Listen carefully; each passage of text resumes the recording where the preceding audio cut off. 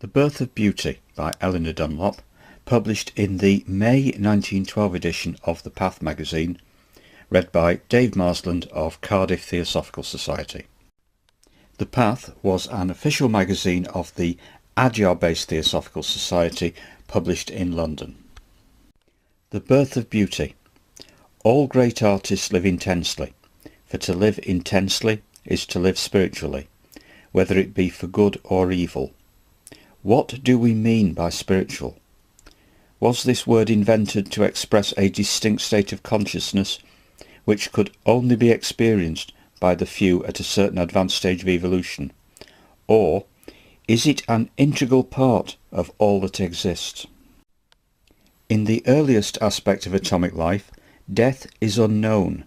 The life current flows unimpeded from cell to cell. As above, so below.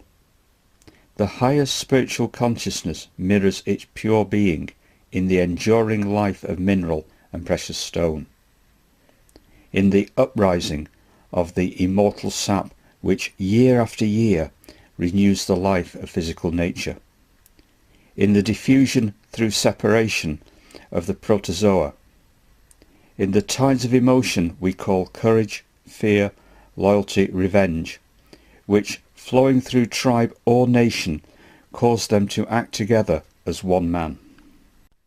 In the philosophic world, the world of thought, this spiritual current unites men into sects, schools, religions, and fraternities. In the realm of imagination, ideas unite all living souls into one divine brotherhood, welded together in love, which is but another name for spirit. There may be further shores to reach when these perilous seas are safely crossed, isles of joy and peace, where we shall realize in fullest measure ideal beauty. Many seers have explored these spiritual isles, returning with the light of spiritual wisdom. Such are our servants, our ministers. We find them in the byways of life, and on the high roads also. One of them has said, "As long as we love, we serve." Another cries out, "Bring me my bow of burning gold. Bring me my arrows of desire. Bring me my spear, O clouds unfold. Bring me my chariots of fire. I will not cease from mental fight, nor will my sword sleep in my hand, till we have built Jerusalem in England's green and pleasant land." When the spiritual fire descends from the dawnland to redeem men, it is felt by the individualized centre as fullness of life, intense emotion, clarified vision, in a word, expansion. To feel intensely is to touch reality. Great joy and sorrow, temptation and resistance are the footsteps of the King. When thine eye is single, thy whole body shall be full of light. This is the divine path of rectitude, leading straight to the sun of our being. Ideas and forms are only beautiful in so far as they are spiritual. This secret is known to all great artists who vivify their medium with beauty's radiance. Without spiritual insight there can be no creation. These thoughts were blown through my mind by the spiritual wind of Rodin's genius, whose masterpieces are hewn out of inert blocks of marble by the spiritual force of imaginative insight.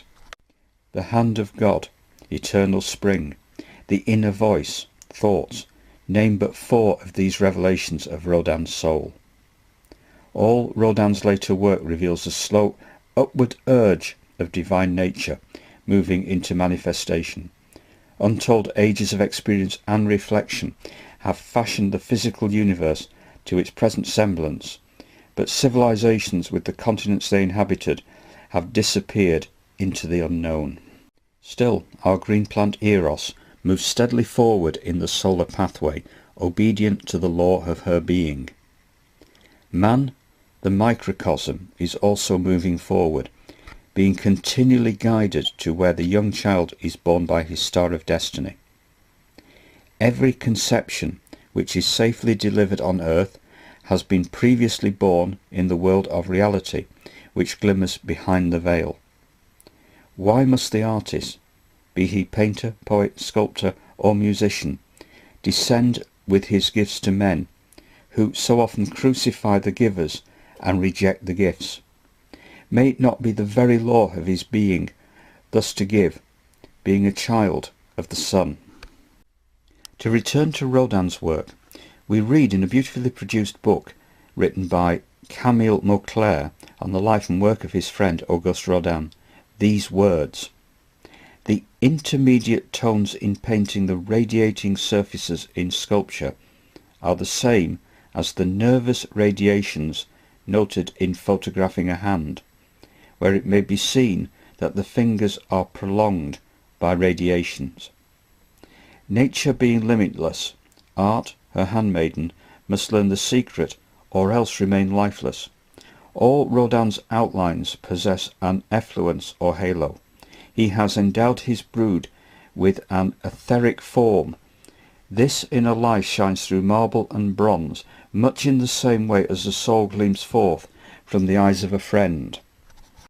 This amplification of surfaces was known to the Assyrian, Egyptian and ancient Greek artists.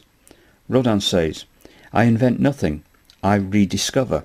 I do not imitate the Greeks, but put myself in the spiritual state of the men who have left the Greek statues. Sculpture is the art of whole and lump. Ignorant people, when they see close-knitted true surfaces, say, 'It is not finished.'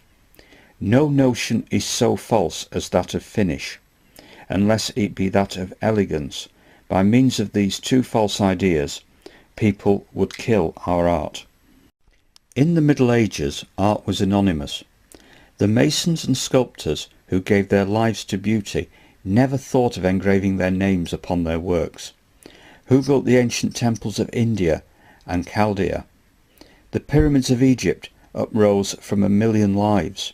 The cathedrals of Europe, the round towers and crosses of fire, are silent monuments to the inner urge of expression which nothing is strong enough to resist. The joy of creating is only outdistanced by the joy of giving, and both are dedicated to silence. To be a Freemason is to hew form and beauty out of the living bedrock of truth by means of the chisel we call love. No work can satisfy the soul unless it possesses both depth and volume. Exteriors, flats, surfaces, conventions, creeds, weary us with their inane pretense, lay figures in the place of palpitating life, stones instead of bread. A glance or a smile may emerge from a background of such deep emotion that it will illumine the pathway of the future. A smile or a word he hath spoken wrought flames in the other man's heart. And so today is thrilling with a past day's late fulfilling, and the multitudes are enlisted in the faith our fathers resisted, and scorning the deeds of tomorrow are bringing to pass as they may, for its joy or its sorrow, the dreams which were dreamed yesterday. Art, like love, is a realization whose essential is union. A poet means in Greek a vivifier, who brings to birth ideal beauty through the intensity of his spiritual vision.